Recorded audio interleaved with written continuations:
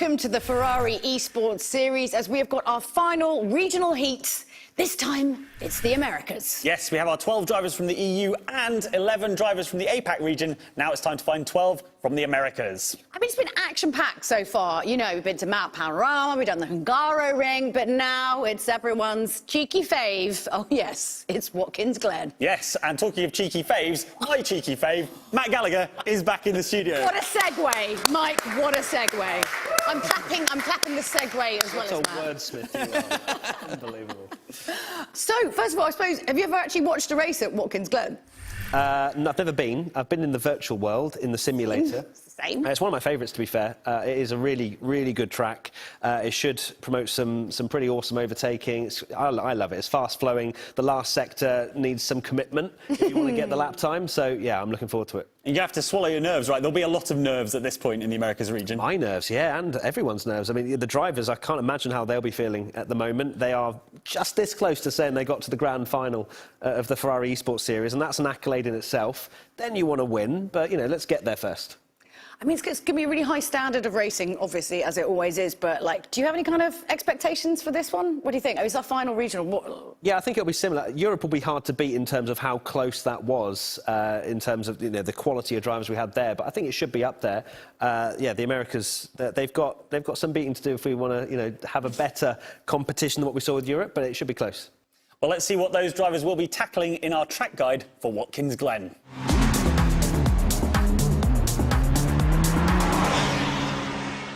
Welcome to Watkins Glen International, where precision meets performance. This legendary track in the heart of New York State beckons racers with its demanding curves and exhilarating straights. From the iconic S's that demand razor-sharp control to the boot that tests your mettle, mastering Watkins Glen requires finesse and bravery. Tackle the inner loop with unwavering focus. Hug the apex at turn 1 and unleash the power down the back straight.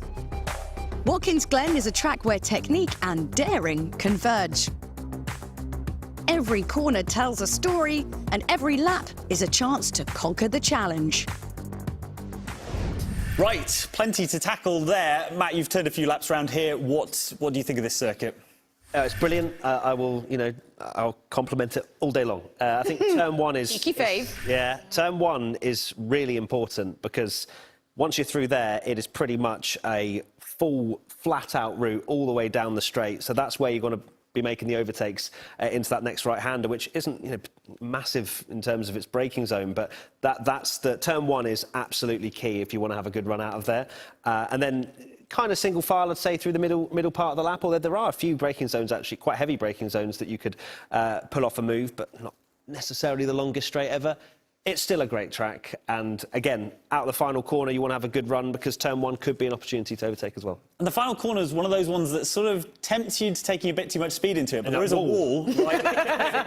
Yeah, that wall is horrible. I've been in it many times, even if it's just a clip, but that can pick you up some damage and then you're in big trouble. Yeah, and scrub off all your speed down the start-finish straight as well. Especially when you go for that sort of commitment, you're like, yes, I'm through, and then you see your line and you're like, if I continue this speed, I'm going to go in the wall, and then it's that horrible, like, I'm going to lift now, and it's just horrific because then you get that whole time loss down the straight. Do you think we'll see anyone trying moves into turn 1? It's a really tricky place to make a move, but it's not impossible. Yes. I mean, if this competition got anything, you know, what we've seen before, I think so, especially because even if you get it wrong, there is a lot of runoff that you can get away with as well. So it's OK to try it into turn 1, but it's quite difficult. Yeah, well, I think it's time to head to our casters, Luke Crane and Connery Massick, for the first of our 2 races. Ladies and gentlemen, boys and girls, welcome to the final set of regional heats for the Ferrari Esports Series 2023. We are here for the Americas region. APAC region is done and dusted. EU is done and dusted. So we've got a final 12 drivers making their way to the regional finals, which will be next week. We head to Watkins Glen today on the east coast of America. My name is Luke Crane. I will be one of your commentators, and I'm joined by my very good friend Connery Massick. Barely say your name, Connery. It's been that long. How you doing, mate? You all good? Yeah, I'm doing absolutely fantastic. I can't wait to get this show on the roads here for the Americas heats. We're going to get ourselves a new group of drivers going through to the next stage of competition here in the Ferrari Esports Series. It's all going rather well. Yeah, it is exactly that. So we have 2 races for you this evening, a little bit different to what we had in the qualifying phase of the championship. The races are half the length, so 30 minutes of racing action, and the top 6 simply make it through to next week's regional finals. That is as simple as it gets. Watkins Glen, a very fast-paced circuit. Currently, what can we expect from today's racing? Well, with regards to a lap 1, you have to be very, very careful here as a driver, because after you negotiate that first turn, going up the hill through that S's section, there's not a lot of room to maneuver. So if we get a lot of side-by-side through there, then you're going to have to tiptoe as a driver. Otherwise, you'll have an absolutely catastrophic incident with basically nowhere to go. We've had plenty of racing action so far this season. This is the final regional heats. Would the drivers be watching the other regions and maybe got some tips moving towards today? Yeah, I mean, I hope so. I mean, as a driver, personally, I would, try and gain any sort of advantage possible. I have a look at what my competition's doing, what their lap times tend to be like. It just sort of, okay, I'm on the pace of this person, and they finished here in their heat, so I should be around about that as well. Hopefully, these drivers have been doing a lot of practice for this particular game and track and car combo, of course, in the lead up to this one. There are sometimes drivers that potentially don't put in as much preparation as others, but as is the case in pretty much most things, preparation is absolutely key here, so you don't get caught off guard by being off the pace. Yeah, I'm someone that one competition, and I'm talking as a commentator now, I could have no nerves at all. And then another day, I could be an absolute nervous wreck thinking about it all day. How will nerves come into fruition for the drivers here today? Obviously, it's their final chance, really, to qualify for the next stages. And of course, for some of them, it's going to be the biggest competition they've taken part in their esports career up until this point as well. So for them, there's potentially a lot of nerves going on. Some drivers, just like in the real world, will have a routine. They'll listen to a certain playlist. They will go through some, potentially superstitious procedure before the race to make sure their head is in the right zone. They're calm and they're prepared for the racing that they'll have to do. It's a direct parallel to the real world. It's one of the reasons why we enjoy sim racing so much, is that it can relate to the real world side of things so much. Yeah, it certainly is. Well, I think we're about ready to head over to the track then and check out our drivers. Our first set of drivers, remember, there are 2 races today. You've got Loverink, Woodrow, Hawkin, who for me would be the 3 favourites coming into this race at the top end, and they are separated by absolutely nothing. We're about to go green light racing here then, across the line here at Watkins Glen. 30 minutes of racing for the first regional heat. And we are green light racing. Woodrow straight across the track then to try and block Hawkin. Hawkin then will have a really nice opening as Loverink gets sent round the wrong way. Gets tapped then by Ryan. Woodrow stewards will for sure be looking at that. But our pole sitter is now filtering in. I think he's P8. Yeah, absolutely filed down the fields. That is an awful start. All the hard work done in qualifying. We have another driver with a slowdown penalty here at the top of the S's as well, getting fouled all the way towards the back. Oh, Woodrow, yeah. Fair play to him. That is great sportsmanship there, and I expect nothing less from Woodrow, actually. He made a mistake. He caused the spin there of Loverink, and now 2 of our fastest drivers are outside the top 6. Oh, fireworks are about to ensue for sure. Oh, yeah, absolutely. That has been a huge disruption to the running order here. And now we'll just have to have, 29 minutes of trying to see if they get themselves back through this field and back inside the top 6. It's not going to be an easy ask whatsoever, but certainly very excited for it. We've got side-by-side coming down the straight here. Bowman and Lawyer at least looking to try and do battle in towards the heel here, but they'll stay line astern as they negotiate the right-hander, climb up the slight incline in towards the hairpin, where we might see 1 or 2 lunges here today as well, but all things calm, at least here on this first lap. But, wow, that was huge ramifications from that instant at the start, though. Yeah, I think Loverink is already up to P6 and maybe even P5 already, so already firing his way through. No, in behind Di Bernardo, so this is for P5, but already back into that qualifying position. Snyder, Jabelski. Oh, well, there's a spin in the background there, so who is that? That's not Woodrow, is it? No, Woodrow's moved up into P7. I think that might be Schneider as we come over the start-finish line. It is. So Schneider then facing the wrong way. It was, I think, getting on the power a little bit too early around the final corner and unfortunately ends up facing the wrong way. Loverik then side-by-side through the S's, looking to get up into a top 5 position. And I think Di Bernardo will probably end up backing out of this. It's also got the slipstream for Loverik. I think there's a battle a bit further up the road as well. I think Alvarez and Loya Loya and Bowman were still going at it. Through the bus stop we will go. And, well, that is a lovely move there from Loverik. He is going to hold on to that position, but we're on board with Loya, who's again trying to close in on Max Bowman. Bowman very, very close, actually, with Loya on the previous lap, but through the first sector of lap number 2, he's managed to get a little bit of respite and a little bit of a gap to work with. Yeah, it's extended a little bit of an advantage here, which will be very, very useful indeed. Meanwhile, back through the field, we got Loverik involved in another battle, this time with Alvarez. Battle for P4 as they head their way into the toe of the boot. There's contact between the two of them, and Alvarez is around and sent back through the field. Yeah, it's a tough corner to go around the outside there. It's almost impossible. If you're going to set a move up there, you've got to expect the car on the inside to slightly move out to the left, slightly wash out to the left. And unfortunately, Loverik did not really read that situation. I don't think Loverik's at fault there by any stretch of the imagination. I think Alvarez will be the driver, if anyone, that would be penalised. But Loverik already up to P4. A little conversation about Woodrow earlier on. So Woodrow already into that top 6. In many a competition at this level, they tend to still get given a penalty, even if you give up the positions. Like, that's great sportsmanship, but they still tend to be given a time penalty. So I wouldn't be surprised if Woodrow still doesn't receive a penalty. And historically, it's been around about 5 seconds. So Woodrow, I think, needs to get 5 seconds on Szybelski.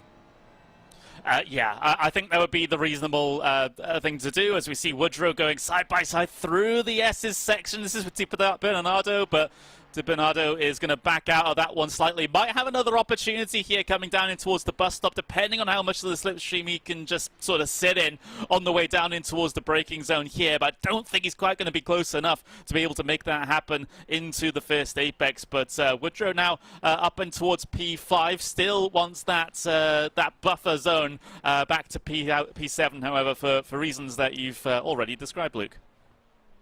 Yeah, if I'm Di Bernardo there, I'm not fighting that. I'm just going, do you know what? A top 60 is great. You look at the qualifying time and everybody was, P4. The difference between P4 and P1 was a full second, whereas the difference between the front 3 was less than a tenth of a second. It was actually 65 thousandths of a second. A stop-go 30 penalty for Schneider then. So he came into the pits to fix the damage, and then he sped in the pit lane. It is going from bad to worse for Schneider. Not good.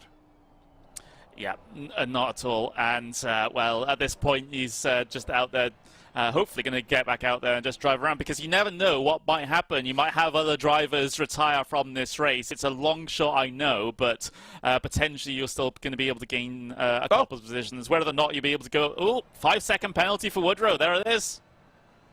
Oh, cool. I can't believe it, Connery. I get one thing right every sort of 12 months, and there it is. That's the one thing I've got right this year. So, yeah, the rest of this, well, the wife's going to be happy. She now knows that I'm wrong every time we have a disagreement. But, yeah, 5-second penalty for Woodrow, saying he now needs to get a 5-second advantage over Szybelski, which I think he already has just about by a couple of tenths. Yeah, and given that we have still a significant amount of time left in this race, he'll still will be able to try and extend that. It does look like he has a decent amount of pace behind the wheel at the moment, so again, should not be a problem. Meanwhile, battle for P3 up on screen. Loverik through towards the bus stop on Loya. So a little bit of a change, a little bit of a swap around there, but again, not fought too heavily by Loya there. Yeah, no, definitely not. For a lawyer, you'd think they'd be fighting really hard. Hey, I'm here all week. But yeah, you just let him go, which is the clever thing to do, to be honest. Loverik now in P3. Do you know what? I think this works out pretty badly for Brandon Hawkin. I know this sounds absolutely crazy. Just had Chris in my ear tell me how terrible that joke was, by the way. But yeah, Brandon Hawkin is in the lead, and he might get a false sense of security from this race, because Woodrow and Loverik are going to fly through the pack now, like absolutely fly through. But I don't think they're going to be quick enough to catch up to him. And Brandon obviously will feel like it's a nice, comfortable race. It would almost be beneficial for him to have a battle with them. Like, if they get into second and third, it might be worth slowing down and getting involved with them just to see what his true race pace is, knowing that I know that sounds silly, Connery, but knowing that you've got the significant pace over people outside the top 6, you're very unlikely to lose out. I'm sure it's not going to happen, but I'm just trying to think outside the box here. But Brandon Hawken, it's not the worst day in the world if you come P1 by 3 seconds.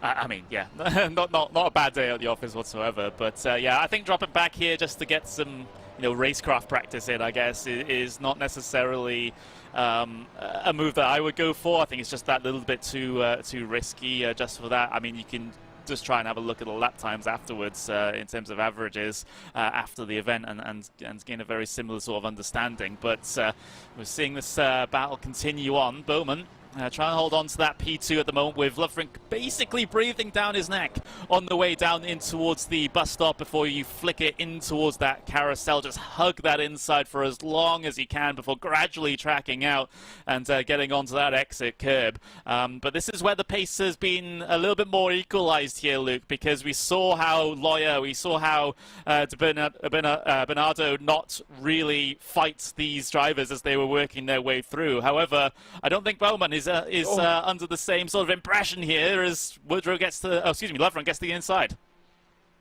Yeah, that was very close there to Bowman being sent to the Shadow Realms. We come then in towards the exit of the boot.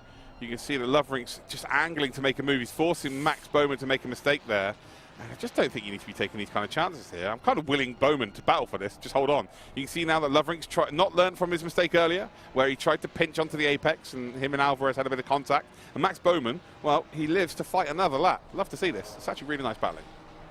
Yeah, there's no giving way at this point. Bowen is fighting for that P2, swinging their way through that on-camber final corner. You can carry a lot of speed into there compared to what it would be normally if it was completely flat piece of tarmac. But we're seeing now Lovrink head his way down the inside at turn number 1. That is a forceful move, and it looks like he has been able to get it done. Clean move there. Well, Lovrink's now got himself a 5-second penalty, so the squeeze that I saw on Alvarez, I didn't think it was potentially his fault. Looks like it is. So right now then, if Max could stay within that 5 seconds, he would gain that position. And he's now got Ryan Woodrow all over the rear end of that yellow Ferrari up towards that bus stop chicane. Max has taken a defensive line, means he will be sluggish on the exit down towards that carousel. And you can see the gap then increasing between Lovrink, Bowman behind, and Woodrow not quite close enough to shape up a move up the inside. But a fascinating battle here for P2. Meanwhile, there's one driver that's winning in this battle, and that's Brandon Hawken. He's now 4 seconds clear, gained a second over the last lap and a half. Yeah, it's a bit of a Sunday drive. Well, ignore the fact that it is a Saturday, but it's a Sunday drive for Hawken here, as we do see the dive down the inside there from Woodrow. Again, another forceful move, and one that has really worked out there for Woodrow. It's sort of a surprise outbreaking maneuver down the inside of the toe. It does gain him the position. There you go. We momentarily just saw Brandon Hawken on camera, the legend. That is Brandon. He's a lovely guy. Currently in P1. I'm not sure we're going to see too much more of him. But since the last time we saw a timing beam, the gap's been cut by 0.4 of a second. So Lovrink, for sure, at this stage of the race, even though he's had to battle, seems like he has the more raw pace. But Brandon might be just looking after his tyres to be really quick at the end. Yeah, so that's something that's going to sting both Lovrink and Woodrow potentially a little bit later on in this race, as those tyres do drop off, because they've been having to lean on them just that a little bit more than the other drivers. So they might suffer just a bit in the closing stages of this race. But we're still a decent time away from that point at this stage. There's Bernardo there. I'm going to get his name right eventually, I promise, Luke. But he's in P6 there, which is our final qualification spot. And guess what? Sabelski is closing him down. Yeah, 0.7 of a second there. I was trying to figure out where the other 4 drivers are that you've mentioned when you're trying to say Di Bernardo. You said it wrong every time. But if you've been following this series this year, ladies and gentlemen, I have been atrocious at saying names, which is my biggest trait. As there's a mistake there from Di Bernardo, as we see that, and well, Schabelski is very close in behind towards the carousel, not really an overtaken opportunity, and actually the jet washed air there has just washed him out and he loses that a touch. But Di Bernardo under a significant amount of pressure. Yeah, this is going to be an intriguing battle now, because Schabelski does seem like he has the pace. He caught up this gap here for this final qualification spot. So it's going to have to be a very big test now of Di Bernardo's defensive abilities here, which is going to be very, very interesting to see. Of course, we have half an eye on what's going on at the front of the field, because I've already seen that gap to the race leader come down by quite a significant margin between Hawkin and Lovrink. But this P6 battle is arguably a little bit more important given the format of this championship. Yeah, it's the most important battle. It really is as simple as that. If you finish in 6th spot, you're going to qualify through to the regional finals. You're going to be in the best 12 drivers from your region. It really is as simple as that. Di Bernardo, though, after that little scare, little mistake through the bus stop, has seemed to have figured things out, and ultimately is holding on to that P6. Szybelski right now really needs to be patient. I believe there's a lot more pace in that car in P7, and the opportunity will present itself at some point, but just don't do anything too silly and put yourself out of the running.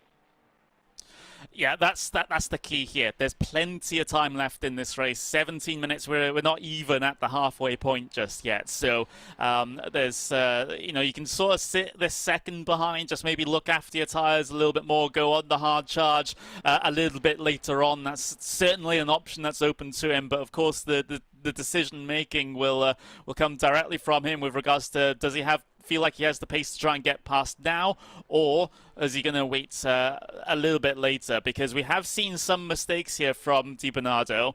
Hasn't been perfect whatsoever. So there's also the strategy of just waiting for another one of those mistakes and then trying to capitalize on it. But that race lead gap, by the way, now is down to 2.4 seconds. So it was at 3.7 at one point, Luke, but now 2.4. Lovrink is really chasing Hawkin down. Yeah, and I don't think it's intentional, like I was saying earlier on. That's for certain. Brandon Hawkin may be starting to struggle here a touch. Yeah, Di Bernardo, Szybelski, that top 6 battle. For me, if one of these two drivers is consistent, they are going to get that spot. They're both making a lot of errors. So, yeah, if they can just get that out of their laps each and every time, you're naturally going to gain that position. There's another slide there, getting that power down a little bit too early, getting a bit too excited, trying to chase down that car in front. So yeah, it's this is going to be a very interesting battle, and we're not even halfway yet. So if they're starting to struggle with the tyres, which it looks like they are, considering the sliding around, then yeah, the next 50 minutes are going to be absolutely nutty. Front 3, Brandon Hawkin still leads the way, 2.3 seconds. Effectively, it's 7.3 seconds if you add the 5-second time penalty. There's no pit stops, so that'll be added at the end of the race. Ryan Woodrow is a further 1 second back, so effectively just 8 seconds back. We then got Max Bowman, who is currently in 4th, but he would actually gain both positions ahead of him. But I would imagine he falls with outside that 5-second margin before the end of this race, because the P2 and P3's pace is so significant. We've then got Loya, who's comfortably in P5 right now, not having to do too much battling. And then Di Bernardo, who is being caught by Szybelski, a 10th of a second now. That is your top 6 as it stands. Szybelski has a genuine chance here of catching up for a top 6. Alvarez, not sure there's quite enough pace, but needs to position himself to take advantage if these two have an accident, because if they end up facing the wrong way, there's every reason to suggest that Alvarez will get some freebies. O'Connor, not quite there, is he? About 16 seconds off the pace of Snyder. Unfortunately, has had a nightmare. But 4 drivers such as Alvarez, O'Connor, Snyder not really in the race. This might be the furthest they've ever got into a competition, and this won't be their first competition. It is how much can you extract from this race and learn from it to take to another event in the future, to then gain that advantage over people that are in their first attempt. Yeah, because for some of these drivers, they'll have been aware what the pace difference is between them and some of the other competitors coming into this one, so they might not have had the expectations of getting themselves inside the top 6 for this one. But like you said, it is sometimes a big learning experience, especially if you're not used to running with other drivers of this caliber. It can be quite humbling sometimes if you're used to coming at the front of your official races, and then all of a sudden you go up against some drivers who are really good, like sort of semi-pro level drivers. You do get humbled somewhat. It's like, maybe I'm not as quick as I once was, and maybe I should continue to try and work on things, because I do eventually want to get to the point where I'm winning these types of races instead of finishing in the bottom half. Yeah, that's something you find as well at this stage of the competition. You get people that are very, very confident. You've been winning races for years, and they're just used to winning. And then you get to this stage of a competition, and you realize very quickly that, oh, okay, there is a level above that you don't really get exposed to in public online races. Like, these drivers aren't taking part in those races. They're taking part in, organised championships pretty much on the weekly. So this is just another step up. And the pace in this race has been probably the quickest out of all of our regions, to be honest. And I did say to be excited for the Americas region. And ultimately, we're seeing some really good pace from the front three specifically. We do have another race coming up for you to find our final 6 drivers, as we're about to see, I think, a move for that top 6. So Di Bernardo on the inside is retaking it. So Jabelski momentarily had his nose in front, but I think Di Bernardo has retaken P6. Things are about to get spicy. Yeah, that cropped up on us, didn't it? Because that gap was had extended a little over a second when we last checked in with these guys, but it seems like there may have been some form of mistake from Di Bernardo that has then brought Jabelski back into this one. So that's why you can't count yourself out of any battles here, because, you know, your opponents are, unless they're the top level of sim races, they're not going to be absolutely perfect. They will be making mistakes, and as long as you make less mistakes than they do, you're going to gain a bit of time, even if you're not quite on the normal clear air pace of them. But yeah, Jabelski, still 12 minutes left in this race for him to try and do this. And of course, we've got a couple of other drivers further down the field that can try and catch themselves onto the back of this one. Alvarez has been doing a lot of good work, actually, to trying to reduce that gap. So definitely sort of keep him in your mind here as these guys battle and potentially lose each other all the time. Jabelski has done a perfect job there of setting up a potential move into the bus stop. Unfortunately, we've just skipped over. There we go. In towards the bus stop we will go. Di Bernardo got a terrible exit out of turn number 1, and Jabelski then caught right up to the rear diffuser on that Ferrari in front. Not quite close enough. Through the carousel they come. Down in towards the boot they come. We're on lap number 11. Is there a potential for an overtake? Jabelski's got to be patient. Force the mistake. Maybe set yourself up an opportunity in towards the right-hand hairpin coming up. But again, makes another error himself. The front 3 have closed in. There's 1.2 seconds between the 3 drivers. Hawkin leads. We've got second spot then for Loverink, and Woodrow is in third. Battles all over the show right now. 10 minutes to go. Yeah, we're gonna have eyes absolutely everywhere here in the final third of this race. It's going to be pretty exciting to watch. Of course, leading trio, that's your podium all together, and of course this titanic battle for P6 as well, going on between Di Bernardo and Jabelski further down the order. So look at that, Loverink right on the back of Hawkin. This is the battle for the race lead. Remember that Loverink and Woodrow have 5-second penalties to serve here, so unless they can get past and get that delta back to Hawkin, they will be shuffled back.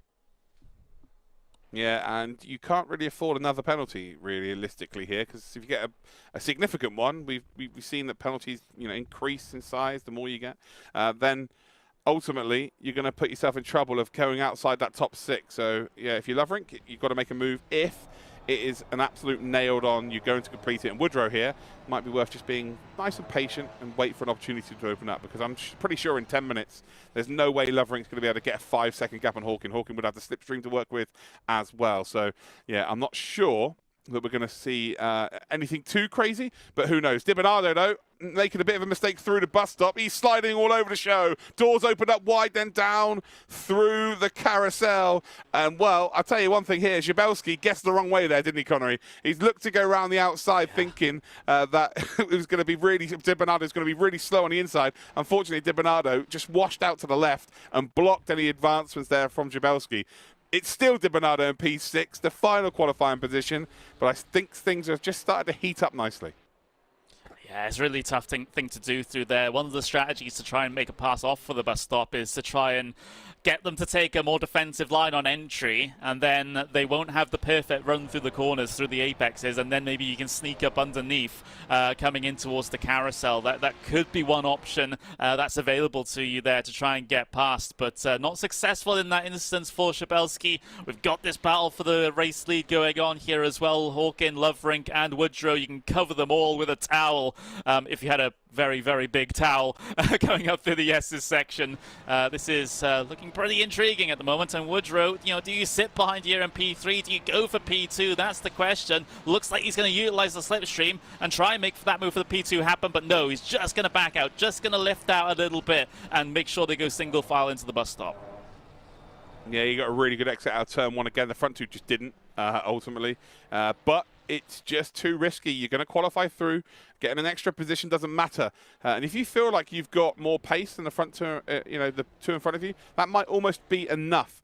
Not letting them know the full cards you have in your hands and just go, do you know what? I know I'm faster than them, but they don't need to know that. And then catch them by surprise when it really matters in the finals. They've done the hard work now. They're in that top 3.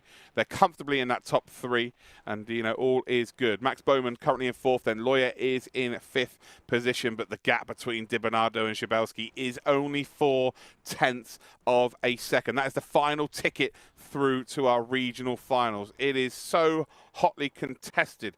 Every single race at this stage of the competition has been hotly contested, especially in that 6th and 7th position. Are we going to see a change for the lead, though, Connery? It's really tough to say because, it doesn't affect anything further down the line in terms of competition. It's not like we're setting a grid for a next race based off of the results of this one. It is largely for bragging rights, the race win here in these heats at least. So it's going to be very tough to say, but I think these guys are in the mood for a little bit of battling, I get the feeling, because, I don't know, maybe Loverank, otherwise wouldn't be applying so much pressure to the back of Hawken as he is currently. Yeah, under 7 minutes to go. I think they just stick here. I don't think there's too much reason to do so. I'm not sure you're going to gain any advantage going ahead. You've got that 5-second penalty. You're still going to finish behind for sure. So, yeah, for me, I'm not sure we're going to see anything too crazy. This is what I want to see here. Di Bernardo through turn number 1, has struggled through there the last couple of laps and has, once again, I'm not sure the gap's quite small enough for Szybalski to look for a move in towards the bus stop, but the gap is coming down. It is getting smaller through the S as we come over the hill, over the crest. We come, still the gap gets smaller into that slipstream. The closer you get, the faster, and the quicker you close up in front. Is there a potential for a move? No, there is not. Running through the bus stop then, it's a bit of a mistake actually from Szybalski on entry, but the exit seems really, really nice. Normal service resumed. Di Bernardo holds on to that top 6, but I'm telling you right now, this is anyone's. Yep, it really is. You flip a coin, basically, at this point between Di Bernardo and Szybalski. It is that close between the two of them at the moment. Just a handful of tenths of a second with only just shy of 6 minutes left to go. So only a handful of laps here before we are done. And we have our first set of drivers from the Americas go through to the next stage of competition, the top 6 from this event. It's just that we have a massive question mark hanging over that 6th spot. Yeah, exactly that. This is going to come down to the wire. How much has Szybalski saved in terms of his tyres? I know Di Bernardo is really struggling right now, but I'm just not sure Szybalski's got any real answers here as well. I think they're both pretty much in the same boat, and it's going to come down to who is the most consistent. 5 minutes left on the clock. I think we've got 3 laps remaining of this race, and right now there is a couple of tenths separating qualifying for our regional finals and not qualifying for our regional finals. Hold on, who's that ahead? Oh, it's a back marker, isn't it? Snyder in the background. Well, Snyder needs to get out of the way here and not really slow anyone down. Hold on, no, what am I talking about?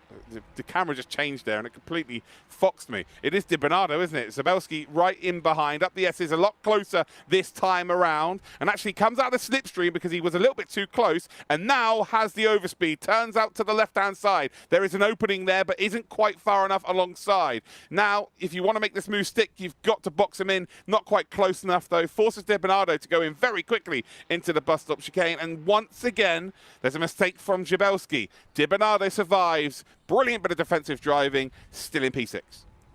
Yeah, Szybalski had a bit of a compromised line because he was in half a binder trying to get himself alongside there and eventually sort of did neither and just completely butchered his line on entry, which meant he washed out in the middle of the complex there and was just struggling to get the nose in for the second left-hander through that sequence of corners. So definitely a learning experience for these guys. Battle is still on between the two. However, Di Bernardo has a little bit more breathing room at this point. Gap is extended by about twice as it was previously.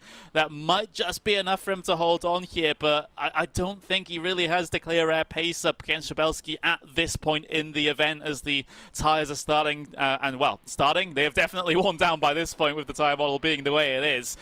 So it's going to be a very tricky next couple of laps. Yeah, I'm not sure whether we've got 2 laps remaining or 3 laps remaining, because the leaders, when did they cross the line? Well, the leaders crossed the line quite some time ago. I actually think we've potentially got 3 laps to go here, actually, as Woodrow has a little snifter of a look on Loverink. Loverink then doesn't go defensive. He just goes, well, if you're going to make a move, I'm still going to take this corner as quickly as I possibly can. And if you're not out of the way, we're probably going to end up facing the wrong way. So Woodrow goes, yeah, no, that's fair enough. I'm going to back out. So they're staying in the trio in the order they were previously. Yeah, there's no point in really going for any risky moves if you're in their position. Otherwise, you know, if you find one or both of you in the barriers, then you're not going to qualify for the next stage because, you know, Shabelski will get through. Alvarez will then get past you if you can't get to the checkered flag. So, yeah, it's simply a risk that you cannot take here inside this top 3 with any lunges, with any risky moves whatsoever. I mean, if it's an obvious opportunity that presents itself, well, you might as well go for it. But anything more, you're better just to sit in line. Yeah, Brandon Hawkin has got to make this Ferrari as wide as he possibly can. There will be 2 laps to go in this race then when he next cross the line. So another opportunity potentially for Jabelski, who's dropped now 1.2 seconds behind Di Bernardo. So the gap's massive between 6th and 7th and right at the wrong time. So Jabelski's made a mistake somewhere. Front 3 separated by absolutely nothing. You could cover them with a loincloth. They're that close.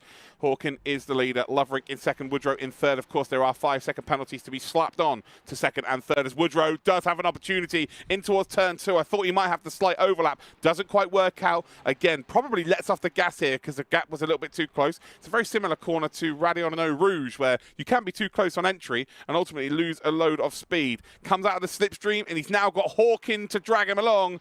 And will Woodrow look to make a move? He again decides to back out. And I'm not, again, just not sure there's really any carrot there for these drivers to go out there and make a move. I'd love to see them battle, but just, yeah, it doesn't really make too much sense. Gap between 6 and 7 has come down 2/10 already. We might still see that last lap lunge from Jabelski. If he wants to go through to our regional finals, he has to do a last lap lunge. I mean, qualifying laps from this point forwards for Shabelski, there's simply no other option if he wants to get himself through to the next stage of competition. There's the front 3 heading their way through the toe of the boot now, all as close as you'd like together. I'm not expecting a battle inside of this little grouping, however. Shabelski's gap is now down to, well, 7.5 tenths of a second, so it is coming down bit by bit. And given the time that we have remaining, we do still have one more lap left to go after we get to the timing line. As much as I love the front 3 and they're quick, I don't want to look at them. I want to look at this. I want to see the battle for that top 6. Who's going to qualify through to our regional finals? Can Di Bernardo hang on? Can Jabelski find himself an opportunity? Look how close they are.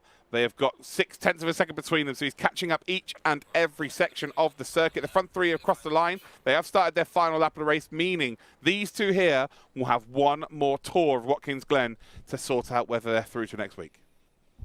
Yeah, absolutely. It's coming down bit by bit, isn't it, Luke? 0.6 of a second now for Shabelski. Has Di Bernardo's tyres gotten away from him in the latter stages of this event? Well, we'll have to ask him a bit later on if we get the chance. But through the final corner for Shabelski, on towards the final lap then, in terms of the battle for P6. It certainly is. Brandon Hawkin, Loverink, Ryan Woodrow with the fastest lap of the race. Max Bowman in P4 and indeed Lawyer in P5. Those 5 are safely going to make it through, minus any potential mistakes. It's all about Jabelski and Di Bernardo. Di Bernardo seems to have saved something for the dying embers of this race because the gap is now 1 second. Slipstream is not going to be effective here at all. He's not close enough to be in the toe of Di Bernardo. And Di Bernardo right now looks like he's safely going to get through next week. He's definitely going to be sweating after this one, but he's done the hard work. Just keep it between the mayo and the mustard, and you're going to punch your ticket to the regional finals. Oh, well, there it is. Oh. There is the ticket punched. Jabelski pushes too hard on the exit of the bus. To be fair, though, he's actually held on to it, in all fairness. He's a bit further back, but that was some save there. But this is now handed the position to Di Bernardo. Jabelski threw everything at Di Bernardo. It just wasn't to be. Our race leader, though, Brandon Hawkin, is probably one of the favourites to go out there and take the checkered flag, is absolutely going to do so. 18 laps of racing, and Brandon Hawkin is our race winner in the regional heats here for the Americas region. It will be second spot then for Loverink. Add the 5-second penalty on. And Ryan Woodrow also with the 5-second penalty. Will not swap them around. Max Bowman, who very calculated, let drivers go through in this race, didn't want to get involved. Same as Lawyer, they realized when quicker drivers were coming through and just went, do you know what? I want to be in the top 6. I do not want to mess with that top 6. I am going to make sure I'm in the final next time round. And wow, Di Bernardo, it looks like it's been easy. It absolutely wasn't. It was a struggle bus for sure. But all that matters is he is in that top 6. He will make it through to our regional finals. Well, the Americans certainly know how to put on a show, don't they, Matt? How about that race? Yeah, it was excellent, especially lap 1, turn 1. We all know how dangerous that can be, and for Loverink, it was very dangerous. Exceptionally so. He got hit rather largely on the rear end, and then thankfully that runoff into turn 1 sort of saved him in the sense he doesn't go flying into the wall or anything, can sort of recompose himself and can then go back on that charge. Yeah. And did so. Yeah, it was all about the heroic recovery drive for me. Well, it wasn't entirely clean, right? Loverink picked up a 5-second penalty during that charge back through the field. Yeah, it was kind of give or take. I don't think it was a slam dunk penalty, but I can see why they probably gave it. But he had so much pace in hand that it didn't really matter too much. And obviously, we speak about heroism. Of course, Woodrow, doing that or causing that collision with Loverink, decided to slow down, let everyone through. Please, stewards, don't give me a penalty. Got a penalty anyway. Yeah. What I'll probably say is if he does do that in the grand final, just drive off. Yeah, exactly. Let's not put emotion into this. Try and build that gap so that when you do get the penalty, which you inevitably will, stewards aren't going to go, oh, so lovely. The other story of the race was Zabelski, who was battling away for 6th place, which is the key spot, essentially. Yeah, against Di Bernardo, wasn't it? Yeah, it was a huge battle. It was, and it was really tense again, and this is a track as well that you need that confidence in yourself, especially into that really fast chicane after the long straight. You know, if you're feeling a little bit in your mirrors, then all of a sudden you might just miss that apex, and it's millimetre perfect stuff from these drivers. And Di Bernardo just about held on despite the tyres seemingly screaming for help at the end. It was Zabelski that was actually screaming for help because he made that mistake, didn't he? So. Yeah, absolutely. He had a couple of one really good shot into the bus stop, the straight heading into the bus stop. Unfortunately, didn't quite have that speed advantage and then took a tight line through. But yeah, the second time through the bus stop, tyres were gone and went straight into the wall afterwards. Yeah, I mean, it's such a difficult corner at the bus stop. As much as you think, the move's on, they're side by side, a lot of the drivers just thought, well, this just isn't worth it because 2 does not go into that corner once you get into the apex. So it was good, sort of calm, composed stuff from a lot of the drivers out there. And then up front, Hawkins with the victory. A word on his performance? Yeah, I mean, for him, it was quite relaxed in a sense, even though he had 2 cars directly behind him because both of them had 5-second penalties. So he knew as long as they didn't, I mean, to be fair, even if he'd sat and finished 3rd, even if those 2 had gotten past, and they did seem slightly quicker, as much as Hawkins will be happy with the victory, we now go into the grand final, he'll know that the 2 behind him did have a bit more innate raw pace, so that's something to go back to the drawing board with. Will that play on his mind, do you think? A little bit, you know, because we're going to go into the grand final where you want to win. That's the one where it's none of this top 6 stuff. It is all about getting that top spot. So, yeah, it will play on his mind a little bit, I think. But still, he took the victory, and that's what matters at the moment. Well, race 2 is going to have to go some to top that one. So let's find out what we've got in store as we head over to Luke Crane and Connery Matic. Welcome back, ladies and gentlemen, boys and girls. If you stuck around for that whole intermission, congratulations. Unfortunately, we don't have any prizes for you, although we do have a second race. My name is Luke Crane. I will be taking you through the very final regional heat in the Americas region, and actually in the entire competition. And I have got my co-compadre, we've got Connery Matic. We've already seen one race here, Connery. What should we expect from race number 2? I'm hoping for more of the same because we had a decent amount of action in that first race, didn't we? Yes, we had some issues on the start with some major players dropping back. However, there was a certain kind of excitement with those faster drivers actually trying to work their way through the field. And then we saw everything close out for the very end of the event, didn't we? So I'm hoping actually for more of the same because that last heat race was probably the best heat race we've had in this series so far. Yeah, we did see Ryan Woodrow get a little bit fruity with Loverink, and ultimately they both got handed out penalties like it's the Oprah Winfrey show. You have a penalty, you have a penalty. Loverink was getting involved with Alvarez. Alvarez, I can tell you right now, is not a happy bunny with how the thing went down. His P4 went down to P8, and he's let everybody know. So, maybe there is a change in result there with a protest. But yeah, we've got a second heat. 6 drivers, the final 6 positions for the regional finals. Let's head over to the track and see our final grid for the regional heats. It is Rivera on pole, Ramirez sharing that front row, and Vasquez in third as well. So qualifying has seemed to be rather interesting there. We've got Wolf Jr. there in 4th place, Pineda in 5th as well. Ackerman will start from 6th here as well.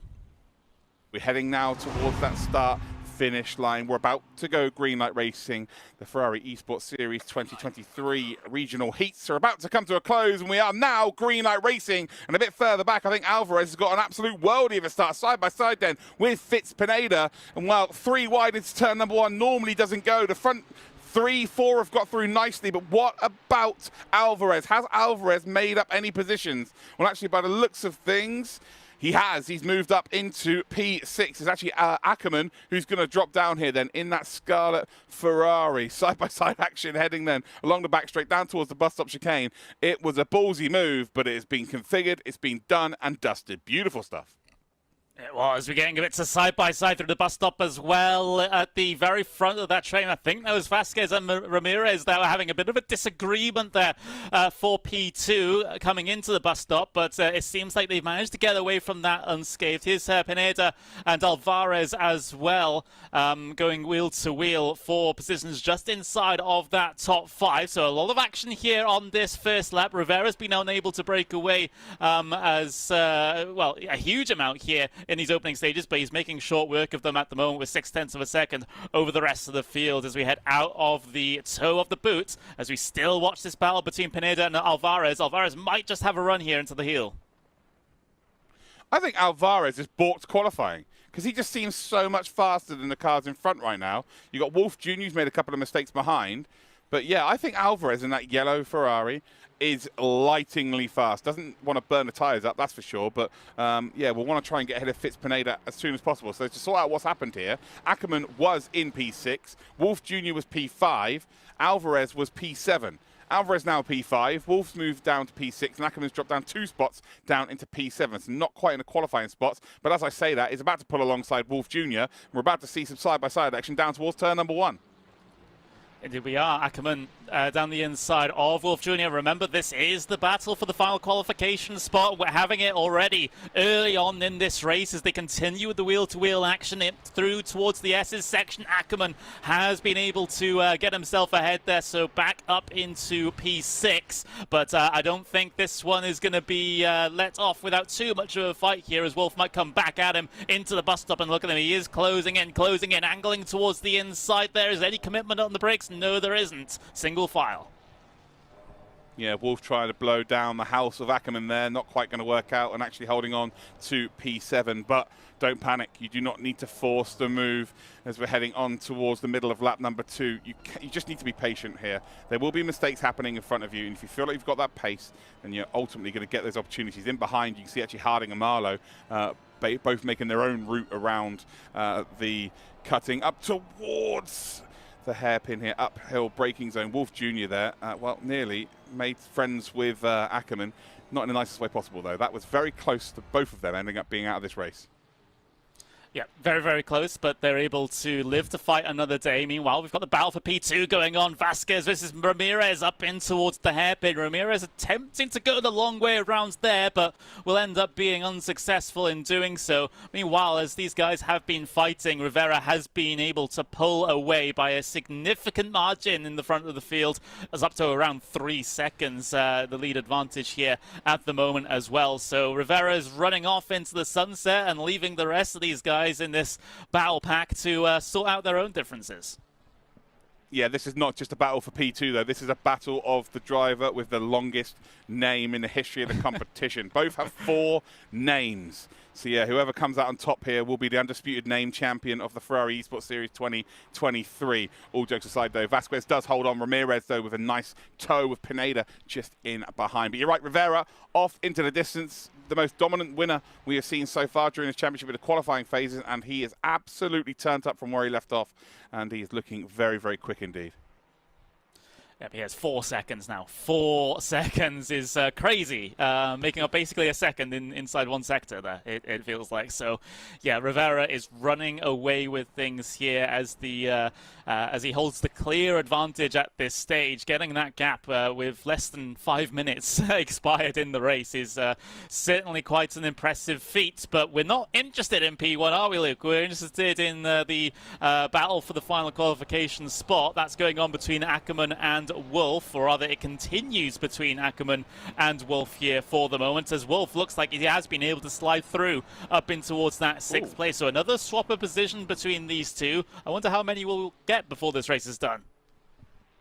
Well, we're about to see a potential swap for P2 once again here. So Vasquez has got to try and hold on from Ramirez. This is just going to be burning their tyres up, by the way. So this is not really the best strategy. You're in a comfortable position. You don't need to be making moves in this race. But I'm not sure Ramirez has quite got the memo. Now he's under pressure from Pineda. Pineda around the final corner will look to just try and get a nice apex here, carry some speed and momentum onto the exit curb of the final corner, and maybe look to make a run down towards turn number 1. And failing that, we'll just try and get a nice, again, apex, middle apex speed, carrying the momentum through the corner, and then get a run up towards the bus stop chicane. But as it stands, there is a nice little gap to work with then for Vasquez to Ramirez. Ramirez to Pineda. So I'm not sure anything's going to happen too crazy this time around. Alvarez holds on to a top 5, and Wolf Jr., after making that overtake on a previous lap, holds on to that top 6. So again, for the 6th race in a row in our regional heats, we're seeing 6th being hotly contested. Yeah, we've got no early retirements either, or other drivers that have dropped very far off the pace. It seems like everyone has kept themselves relatively close in this one train. I know I'm tempting the curse of the commentator there, Luke, but I haven't done it yet, and I hope to never do it in this entire broadcast. But I've made it inevitable now. But either way, Marlowe and Leader, they've kept themselves in it. They are a couple of seconds off the back of the battle for 6th place, yes. However, they're keeping themselves in contention, and as long as they can remain that far back, but who knows what might happen a little bit later on with incidents and some such. Yeah, it's like about 5 seconds separating, what, P2 all the way down to P10s? 5-6 seconds? There's not a lot of time between them. So, with P2, P3 and P4 racing as closely as they are, there's every reason to suggest there might be a bit of contact between the two. So put yourself in a position to take advantage of any freebies that come your way. You've got Wolf Jr. and Alvarez. Well, there we go. There is a bit of a ding-dong in front. You've got Ackerman right now. He's got the best seat in the house, looking up ahead going, yep, I'm more than happy for one of you to be facing the wrong way. Let me get a freebie of an opportunity. I don't need to burn my tyres out. So, yeah, it's, if you're not quite going to be in that top 6, keep yourself somewhere handy that if something goes wrong for someone, you're in the best position to take advantage. Wolf, by the way, looking to make a move here down towards turn number 1 and Alvarez. They are side by side. Again, best seat in the house. Oh, no! Ackerman. And I tell you what, he's pit maneuvered himself. I think Wolf Jr. has driven across the bonnet there of Alvarez, and unfortunately, he wasn't clear to do so, trying to open up turn number 1, and he's ended up off the track. We'll have to see that again, but from, we've got a really poor angle to give a genuine reason as to how that's happened. But for me, I think Wolf Jr.'s moved across too early, tried to open up turn number 1, and ultimately found himself in the barrier. It certainly looked like that from that angle, yes. I mean, there's a certain Spanish driver that has a catchphrase that could be applied in that exact situation. But it's a hard one there for Wolf. It looked like from our angle, of course, stewards will always be looking at instance throughout this race. It looked like he kind of just turned across in entry to try and widen out the corner and wasn't considering that he still had a car on his left-hand side there. But we'll wait for the stewards' review with regards to that, but the situation has meant that Ackerman is back inside the top 6, that qualify to the next stage of competition. Everyone else behind promoted at 1 position as well, so that has changed the dynamic of this particular race just that little bit. There's now a 1.1 second gap between 6th and 7th here at the moment, so the battle for the final qualification not as close as it was previously, but we've still got that decent P2 fight going on. Yeah, we certainly do. But for Wolf Jr., that might be his championship over. I'm not sure in 21 minutes there's a big enough difference between his pace and anyone in the top 6. I think he's faster than a couple of them, but not fast enough here. So Andrew Wolf, or Andrew James Wolf Jr., has unfortunately found himself out of contention here, and that is unfortunately how the cookie crumbles in sim racing. Sometimes it just isn't. Well, we haven't seen it yet. It might be his fault. It might not be his fault. But ultimately, you could be the fastest driver in the world, but if you get involved in an incident, you can't be quick when you're inside of a barrier.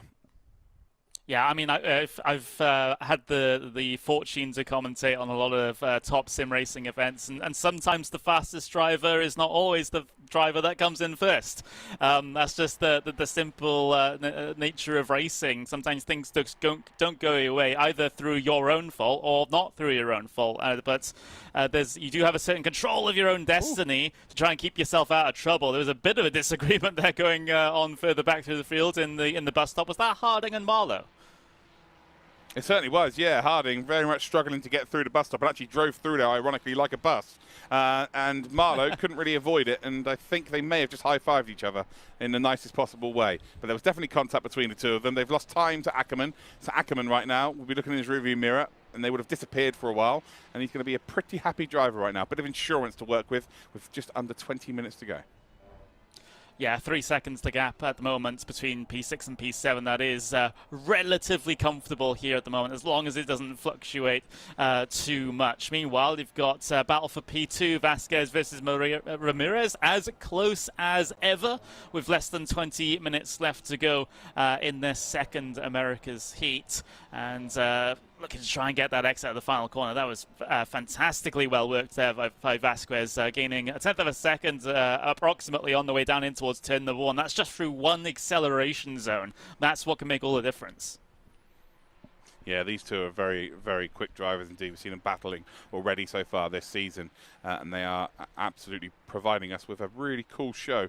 It's only 0.4 of a second separating second and third as it stands. They're 3.3 seconds clear of Pineda, who was pretty much with them in the first few laps of this race, but not so much anymore. A further 3 seconds back to Alvarez. Alvarez in a comfortable position. 7/10 behind him is Ackerman. Front 6 are, again, very comfortable as it stands. Rivera just posting the fastest lap of the race, as it could be expected. He's currently 8.5 seconds clear with 6 laps in the book, so he's just over.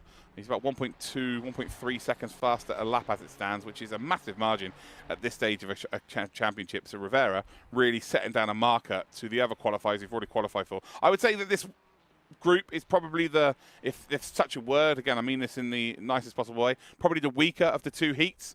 But Rivera, I think he's going to be mixing it with the very fastest from Heat 1 when it comes to the finals next week.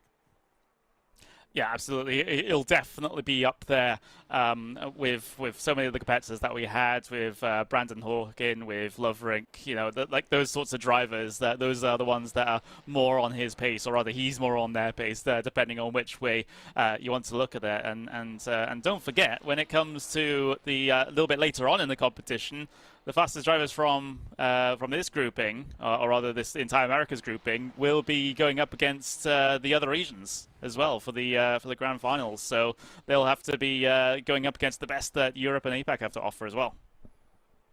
Yeah, very interesting dynamic for sure. Battle for P2 then is, well, very close, as you can see. There's been run wide there, actually. Vasquez runs off the circuit. Door left open potentially for Ramirez. Are they side by side? No, they're not. Ramirez decides to back out of it, which is probably a clever ploy. And now actually has a really nice run as we come then down the back straight. Is there a potential for a move in towards that chicane? He's not quite going to be alongside here. How brave can you be if you're Ramirez and you look to go for it? You've got to make it stick. Because ultimately, if you don't, you're going to end up in that wall there on the inside, on the infield, or not the infield, on the grass there through the bus stop. So he didn't go for it. He had the run, but I think now he'll realise he needs to get it done a little bit earlier and maybe not let off the power through turns 2 and 3. Yeah, bus stop is really one of those places where you either have to commit 100% or you don't. Like, there's no sort of 50% going for the move, because otherwise, one, you're probably going to lose time, or two, in a worst case, you're going to have an accident. So that's just the situation there. It was a very a cerebral move for Ramirez to keep himself backed out of that one. But that's just good racecraft as far as I'm concerned, especially with 16 minutes left in this event. There's really no point of going for any sort of risky moves at this stage when you know you're already qualified. Yeah, I couldn't agree more there. Get your top 6 and move forward nicely. Alvarez seems to be struggling here. Ackerman is very, very close indeed. You see there the little snake on the exit of the corner, not able to get the power down. Means that you're just lacking grip through the rear tyres. And Ackerman may want to get a little bit more insurance here. Wolf Jr. was within 3 seconds of leader, but actually has dropped off significantly here. So Wolf Jr., who was charging back through, not quite close enough now. And I think, again, that one issue is going to have ended their race. So, yeah, not ideal. Not heard anything from the race director on this matter as it stands, but I feel like the punishment really has already happened, right? P10, no real chance of qualifying to the next phase. It's kind of, yeah, not ideal. Yeah, it's one of those things. Oh, we got Ramirez and Vasquez still doing battle, and oh, it looks like Vasquez has completely aborted the bus stop chicane. There has completely had a big off-track excursion, leaves Ramirez there circulating up into P2. How significant of an instant was it though for Vasquez? That's what we're wondering. We're waiting for the timing screen to update itself here to see how far off the back he's fallen. Yeah, well, has Marlowe managed to make the overtake here? That is the big question. We're about to find all of that information out. But yeah, that was an incident for sure through the bus stop. And there was no contact from me. So I feel like it was almost a ghosting there. Ramirez basically said, I'm coming to make an overtake here. You need to take this perfectly, otherwise you're in trouble. And ultimately was in trouble. Looks like Wolf Jr. has been disqualified here. So, yeah, we've just actually had a report put in. So car 1 on car 2. It was apparently a racing incident.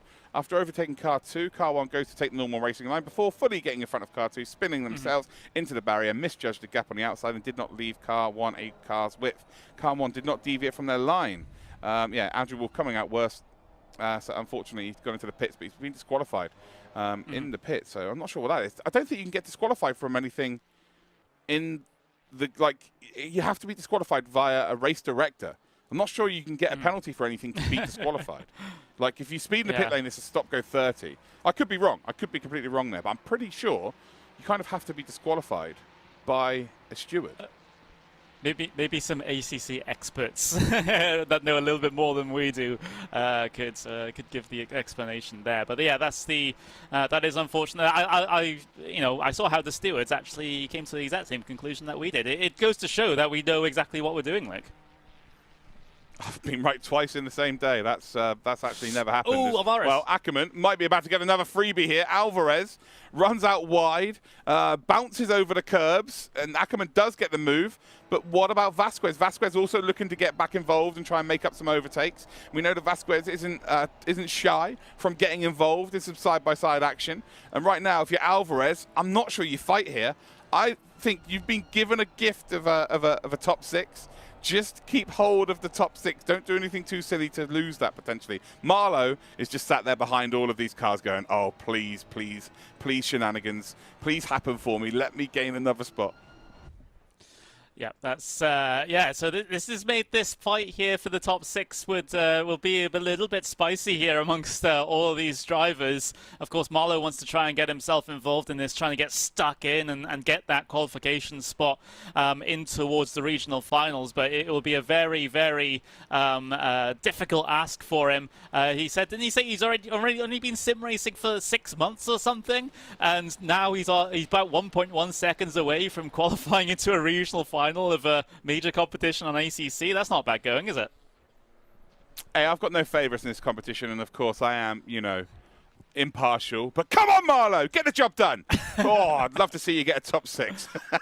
Apparently, the disqualification for Wolf is, and well, we're actually coming up towards turn number 2, some side-by-side action in between. Yeah, I knew Alvarez was going to do that. As soon as you're under too much pressure there, it's just get yourself out of that situation. You don't want to be getting too involved, but Marlow does close in because of that. But yeah, there's been a disqualification because he was speeding in the pit lane. Not only speeding, he was going over 100 miles an hour on pit entry.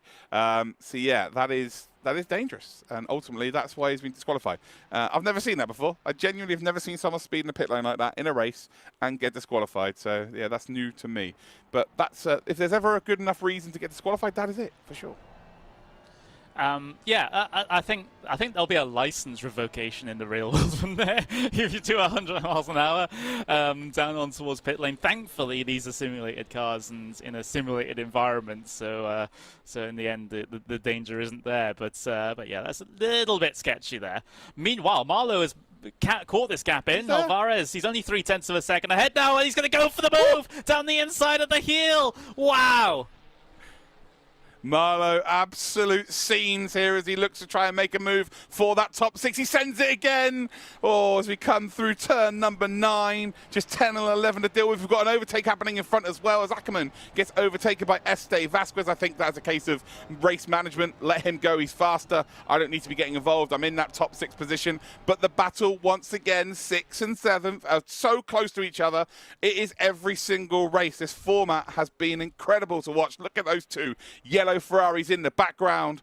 Oh, can Marlow provide some magic here? Has he got one more trick to pull out of his sleeve and maybe make an overtake on Alvarez? And Alvarez would only really, and again, I'm actually an advocate of what he's done. He's let drivers go through who are faster to try and preserve his race. For him, it's about just getting to the finish line as fast as he possibly can.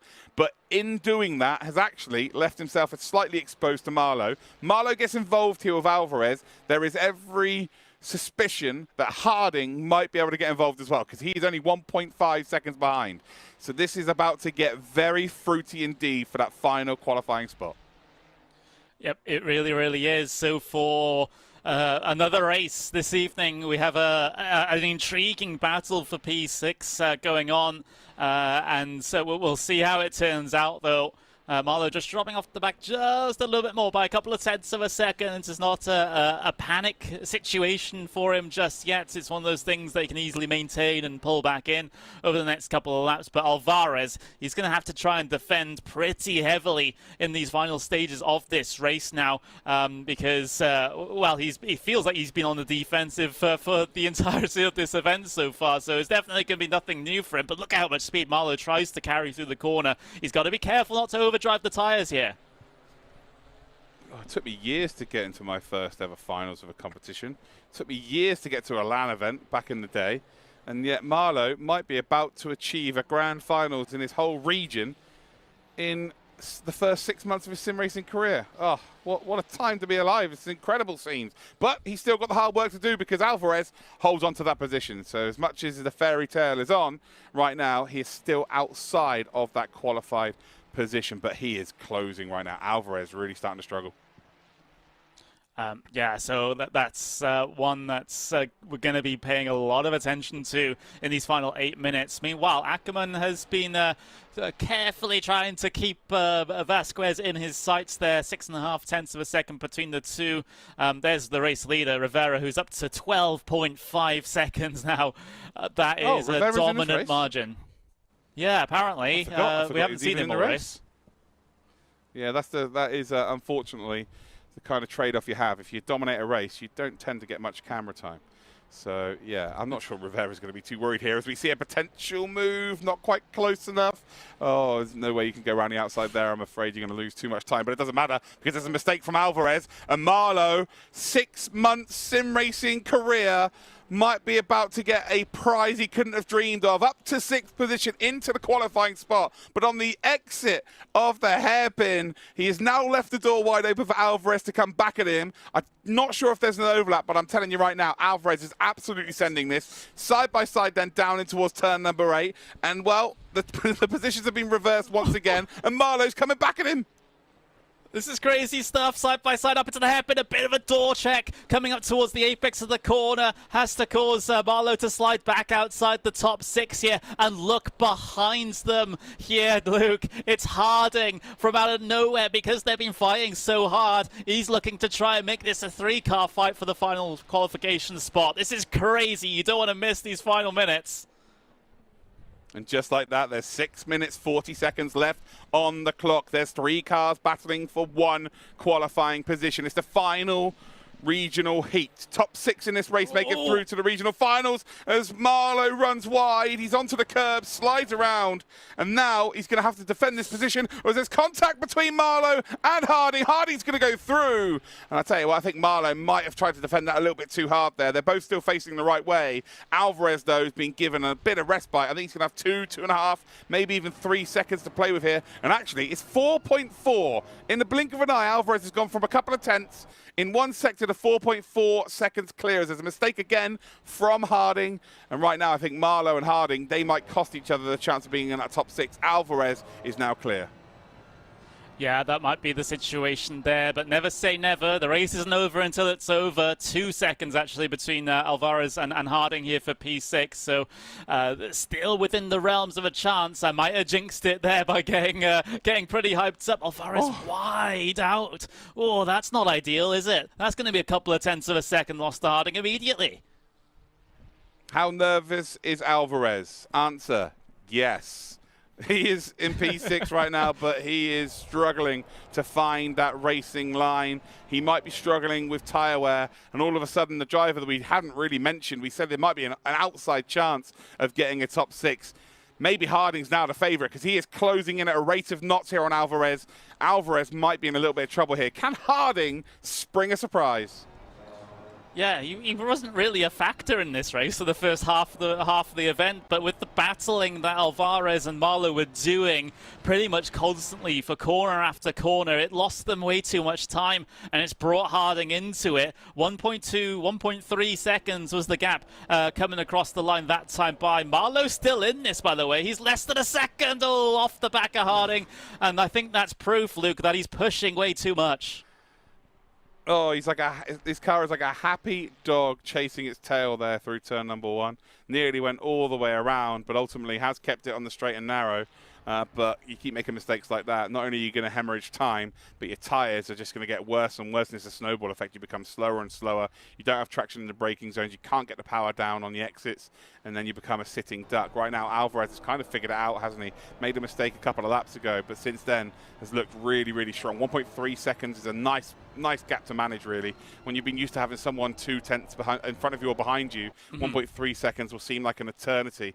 So with just under 4 minutes to go, Alvarez in the driving seat, pardon the pun, getting that top 6 qualification. Rivera, a dominant display so far as Alvarez runs wide again. It looks like an intended line, but that is not quick. The camber of that corner will slow you down significantly on the outside line and just track you out further and further wide. Still holds on to that top 6. We've got Rivera P1, Tellez, Ramirez, who has actually gone a lot faster since he's not battling with Este Vasquez. Pineda comfortably in P3 as it stands. Este Vasquez, who went down to P7 momentarily, is back up to P4. Ackerman in a top 5, and then you've got Alvarez, who is just about clinging on to that top 6. Now you've got Marlowe and then Harding in front.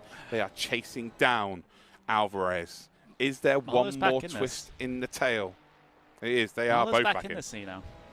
Yeah, they are. So it seems like both Harding and Marlowe are much, much faster in clear air compared to Alvarez. We saw Alvarez push wide through the toe of the boot, and not only is that not the fastest way around the corner, but it's out into all the gunk, all the marbles on the outside of the circuit as well, which will be affecting your performance temporarily for a few moments afterwards as well. So it's not the ideal situation whatsoever. But however, is Alvarez going to be spared by an overtake from Marlowe on Harding, though, because that's what he's hoping for at the moment. He's hoping those two behind him get involved with each other, so he's a bit more clear in P6. Yeah, absolutely. He's kind of got everything going for him right now. You know, if you had one car chasing him, I think it's a bit more worrying than 2, because these two have got to figure themselves out before they can go and attack Alvarez. So, yeah, he's got a little bit of insurance. The leaders, I'm not sure where Rivera is on track right now. Oh, no, Alvarez off! There's a mistake in front. What? He's gone. He's completely gone here. Harding, who was the least favourite to go through, now holds on to that P6. I think they're going to have 2 laps remaining once they next cross the line. I think Rivera has actually probably started the second to last lap. He's that far up ahead. But right at the death here, Alvarez is throwing it away. Yeah, Alvarez, I'm pretty sure his tyres are gone because, again, he was also on that occasion, he was wide through the turn, but and he's sliding it through the heel as well. Those tyres are kaput, I believe, on the 4 corners of Alvarez's car. It does mean now that it's Harding versus Marlowe for P6, our final spot in the regional finals for the Americas next week. And it's only 1 minute 20 left on the clock. Yeah, 2 laps remaining for these drivers. They're a little bit further behind the leaders, but they're not going to be worried about that. They don't care about anyone else in this race apart from each other. Marlowe then closing down towards turn number 1. In behind Harding, and I tell you what, Harding's made a mistake. He's got a horrendous exit through turn number 1. Do you dare go round the outside, Marlowe? Do you dare go round the outside, Marlowe? Inside line, then down towards turn 3. Is there going to be contact? No, there's not. And I tell you what, Harding's holding on firm. And while the advancements came, Harding lives to fight another day. Down towards the bus stop they come, and Marlowe is throwing absolutely everything at him. Yeah, and he's caused Harding to go offline through the bus stop, but Harding's parked it on the apexes there, not allowing Marlowe through. But Marlowe's found the inside for the carousel, doesn't have any sort of overlap whatsoever, but he gains speed. The mid-corner speed is fantastic for Marlowe, but he's going to have to complete it on the outside of the chute here. Commitment around the outside. Car's struggling for grip at this stage in the race. Harding keeping himself by a car length ahead.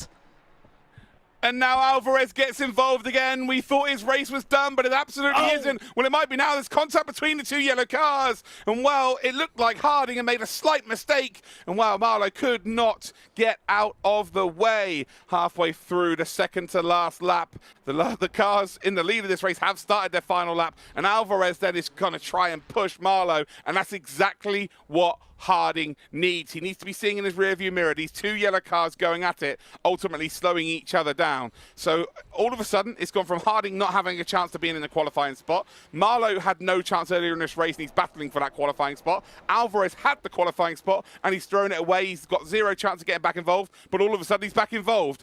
Final lap of the race, ladies and gentlemen. I have no idea who's going to come P6. This is absolutely crazy. 1 lap to decide it here. Rivera's the race lead, 14 seconds. We don't really care because this is a fantastic Alva P6. Our final spot. Oh, big off behind. I think that's Alvarez having a massive issue. Now they were 3, now down to 2.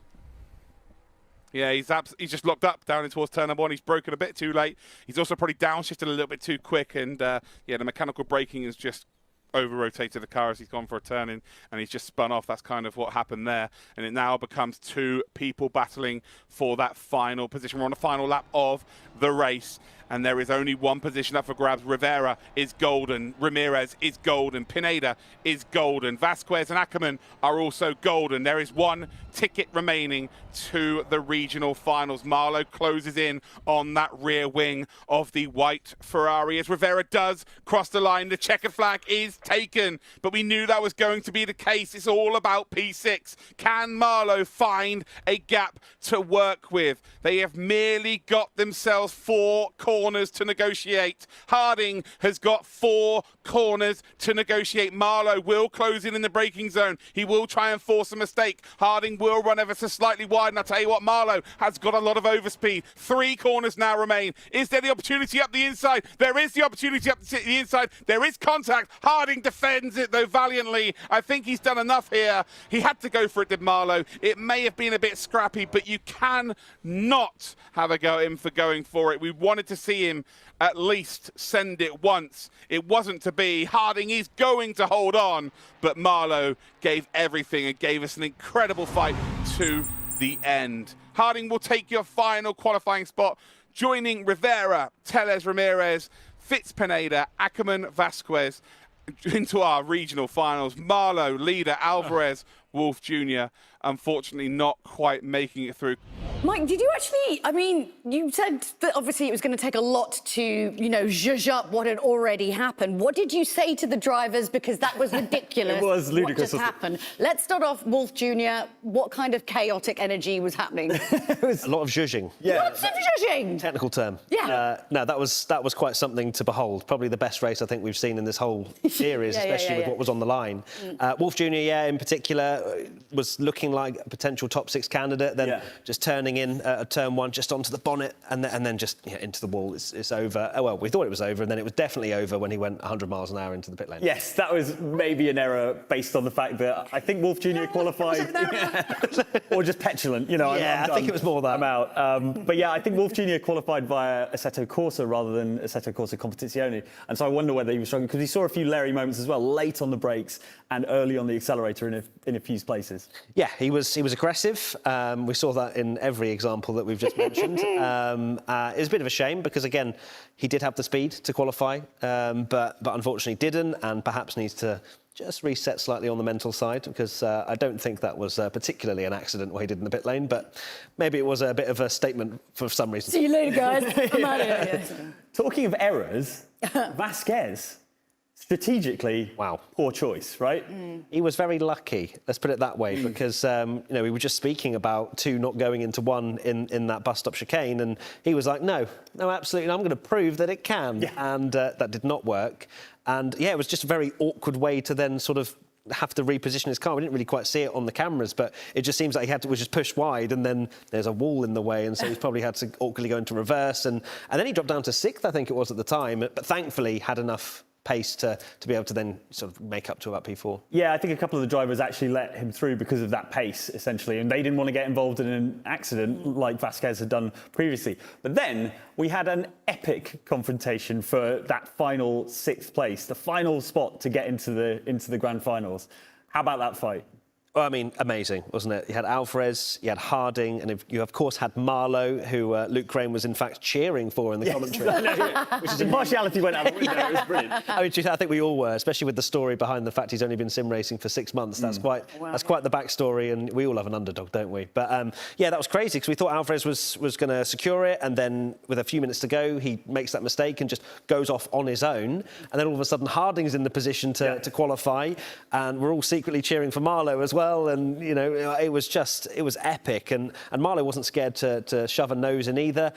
And then right at the end, it all changed again, didn't it? Yep. I like the fact that, very appropriately for a Ferrari competition, Harding came in like a sort of dark horse, essentially, and he'd been nowhere in the early parts of the race, and then all of a sudden was in contention for this final spot. But yeah, in the end, penalty robbed him of the chance to go through. I mean, that is so harsh. It's a real marginal decision. I mean, that was yeah. I didn't quite see that as a penalty, but look, I'm not the stewards, and although I will be the judge, you know, on the of course, yeah. I'll have my say then. But no, in terms of that, I felt that was quite harsh. I think Harding will be pretty gutted with that, especially to cross the line thinking you've qualified for the grand final. Worst way for it to happen. It's not just like it happens. It's like the opposite, and then. It's so tough because they all deserve it. You know, they're all so. I mean, that was such a great race. So many battles going on down the field throughout, and you wish they could all go through to grand finals, but unfortunately, that's not how it works. No, because then we'll have a lot of drivers in the grand final, and this whole tournament is just not worth it, is it?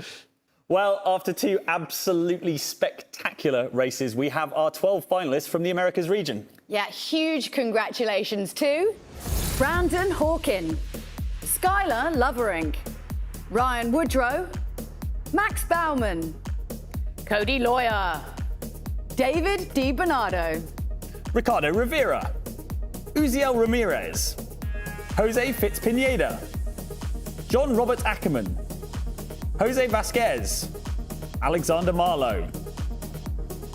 Yeah, huge congratulations to all of our finalists as they are now winning their way, well, not literally right this second, but very soon to our grand final. Yes, we have our 36 finalists, and they will be tackling the fabulous Misano circuit in Italy. Matt, what do they have to expect from Misano? Well, they have to expect that there's no more top this, that and the other, right? You know, it's all trying to win the crown of being the Ferrari Esports Series champion. So I can't wait, because it's going to be one of those, it's going to be a different sort of feeling. Of course, live is going to be exciting from that side, but also the fact is 3 regions all coming together. We haven't seen them on track yet. We're going to see it that Saturday. And of course, out of our 3, regional winners, there's going to be a crown, like a grand champion. And, you are a judge. So any kind of, last-minute advice you want to offer them to curry your favour? I'm a fan of a dive bomb, so, if you want to throw one to the inside, I'm happy to see it. Round the outside, extra style points. You'll have to wait and see. Inside, outside. I didn't realise style points were a factor. I feel like it should be in more racing. I mean, definitely. Ferrari is an Italian brand. I think there should be style points. Well, definitely be a lot of style points for Ferrari. Yeah, it's going to be really good. We have whittled it down to 36 of the best drivers for the grand final in Misano, which is lining up and looking like it's going to be a complete masterclass. Yes, that grand final is coming to you on October the 14th, and it is live. You do not want to miss it. No, definitely not. We'll see you then.